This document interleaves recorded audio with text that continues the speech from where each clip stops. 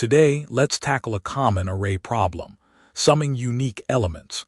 The challenge isn't just finding them, but doing so efficiently, especially when dealing with potentially large inputs.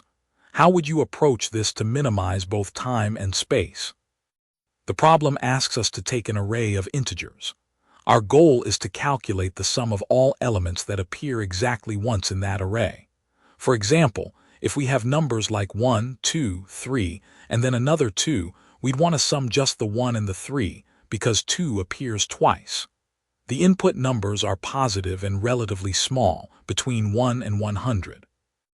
A straightforward but inefficient approach is brute force. For each number in our array, we could iterate through the entire array again to count how many times that specific number appears. If the count is exactly 1, we add it to our running sum. This means for every single element, we're doing a full pass, leading to a nested loop structure. This results in a time complexity of O of n squared, which quickly becomes too slow for larger arrays. Space complexity would be O of 1, as we're only using a few variables for counting and summing. The key insight to optimize this is realizing we can pre-process the array to get frequency counts.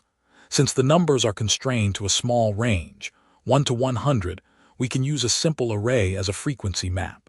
We declare an integer array of size 101, initialized to zeros.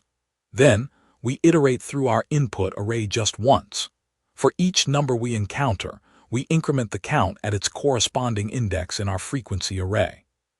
So if we see the number 5, we increment the element at index 5 of our frequency array.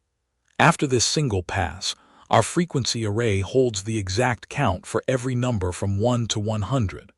A second pass iterates from 1 to 100 through this frequency array. If the count at an index is exactly 1, it means that number appeared uniquely, so we add the index itself to our total sum. This two-pass approach is significantly faster. Let's trace this with an example, the array 1, 2, 3, 2. First, we initialize our frequency array of size 101, all zeros. We process the input array. When we see 1, we increment frequency at index 1.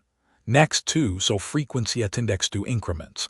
Then 3, frequency at index 3 increments. Finally, another 2, so frequency at index 2 increments again. Now our frequency array shows 1 at index 1, 2 at index 2, and 1 at index 3. All other indices are 0. In our second pass, we iterate through this frequency array from 1 to 100. At index 1, the count is 1, so we add 1 to our sum. At index 2, the count is 2, so we skip it. At index 3, the count is 1, so we add 3 to our sum. We continue, but no other indices have a count of 1. The final sum is 1 plus 3, which equals 4. This is correct because 1 and 3 are the only unique elements in our input array. You'll spot this frequency array pattern when the problem involves counting occurrences of elements, especially if those elements are integers within a small, known range.